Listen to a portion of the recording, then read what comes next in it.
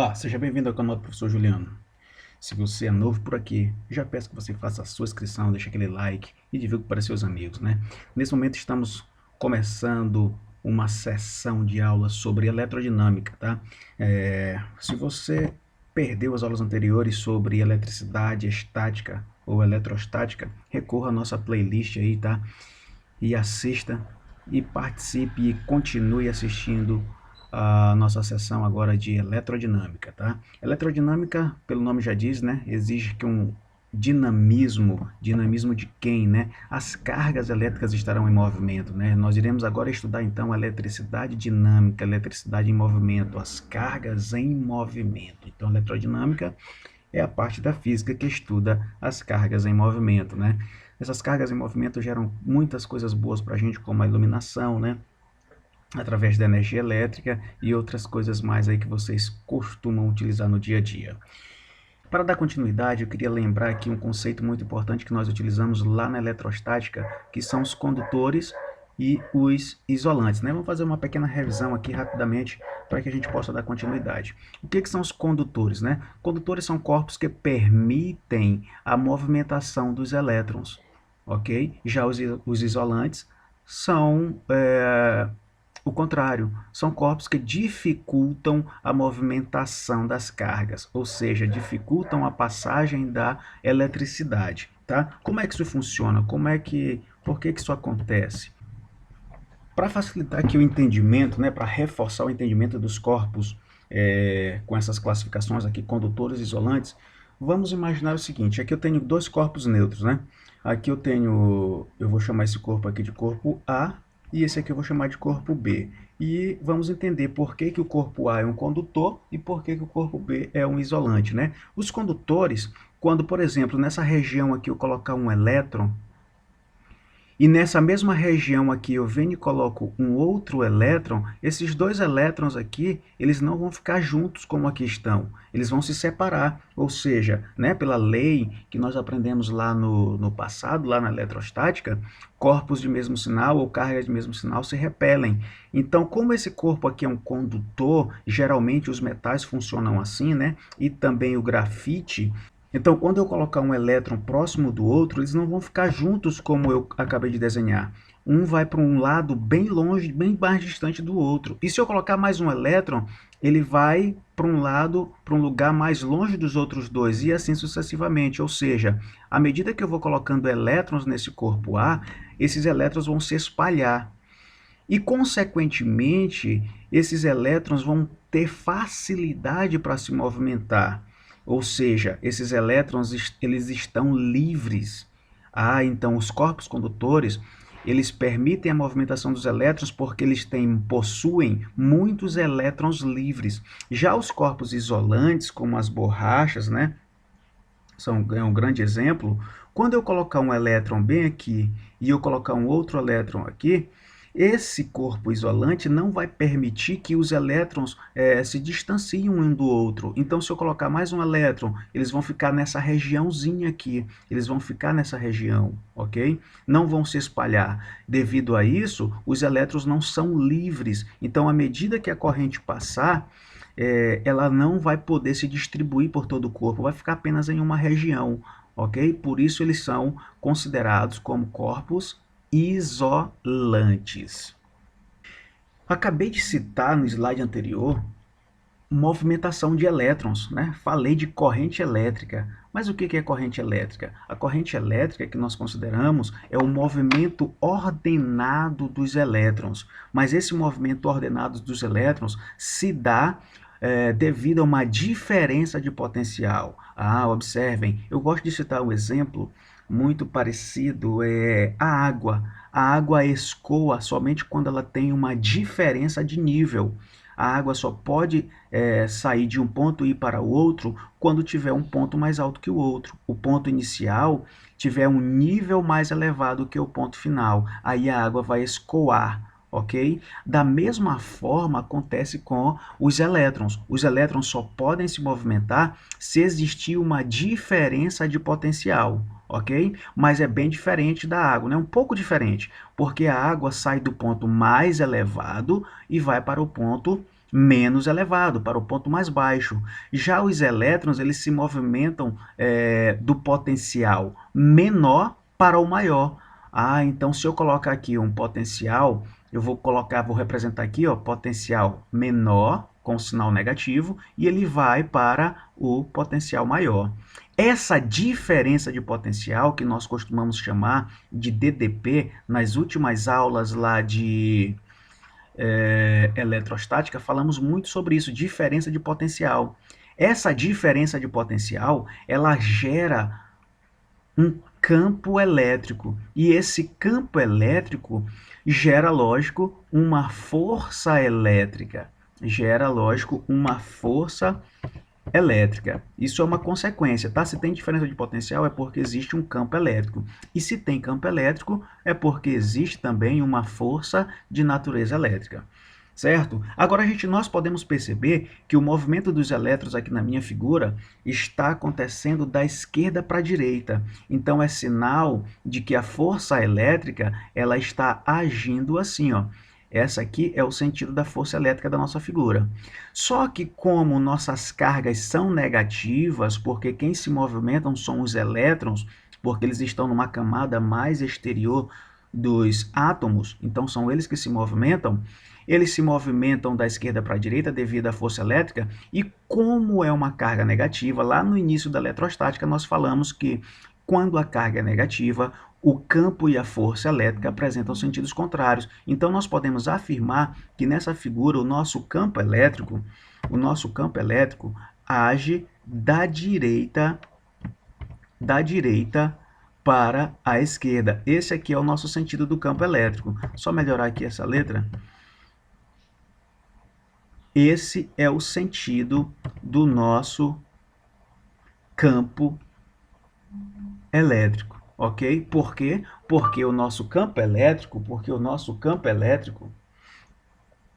tem que ter o sentido contrário ao da força elétrica. Nós aprendemos isso lá no início da eletrostática, tá? Isso é quando a carga elétrica, a carga de análise, a carga de prova é uma carga negativa, que é o que está acontecendo aqui.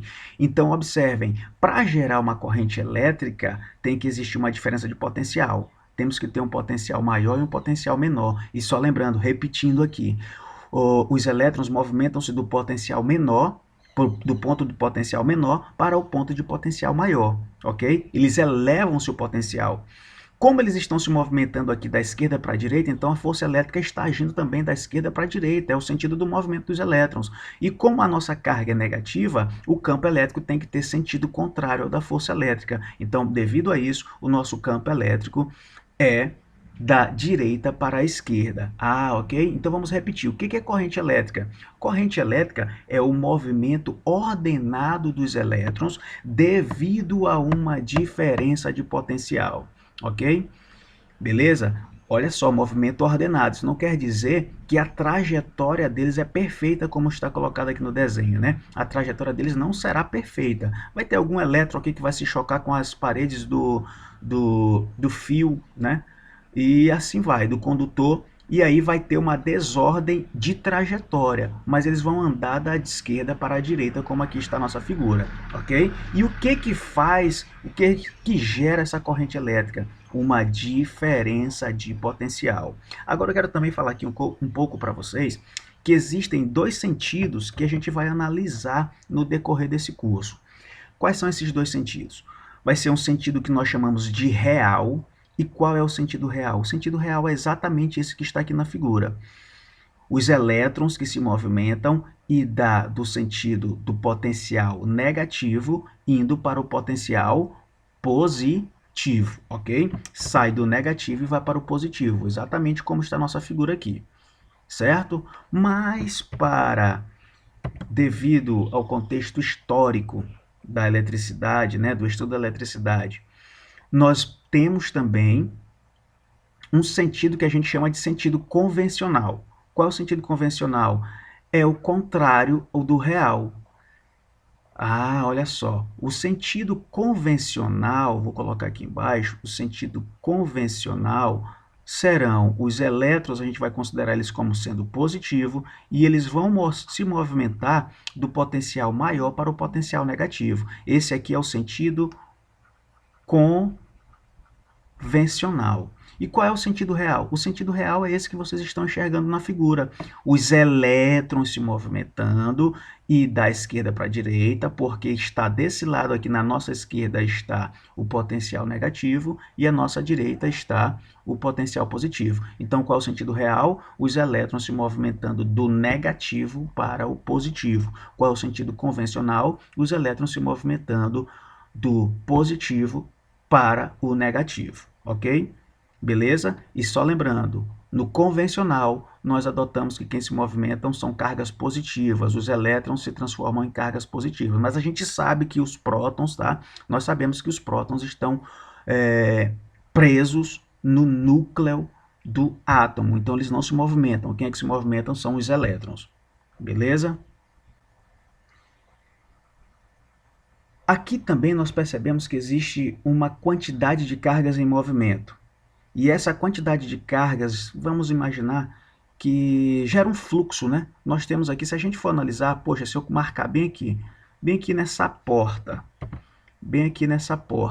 quantos elétrons vão passar por segundo? Ah, então quando eu coloco assim, essa medida de quantidade de elétrons que passam por segundo, eu estou, na verdade, calculando o fluxo.